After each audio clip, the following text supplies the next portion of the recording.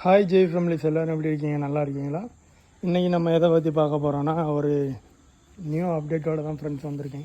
ஏழு அங்கே என்னத்தில் போட்டு நோண்டிகிட்டு இருக்கா ஜெய்? இங்கே வா, இங்கே வா, இங்கே போய் ஃப்ரெண்ட்ஸ், இது என்னடா ஃப்ரிட்ஜை தூக்கி இங்கே வச்சுருக்கிய அப்படின்னு பார்க்காதீங்க. ஸோ நம்ம வந்து புறாவை கொடுத்தாச்சுல்ல, நெக்ஸ்ட்டு வந்து நம்ம புதுசாக வந்து ட்ரை பண்ணலான்னு சொல்லிவிட்டு இந்த கூடெல்லாம் வந்து நல்லா க்ளீன் பண்ணி வச்சுருக்கேன்.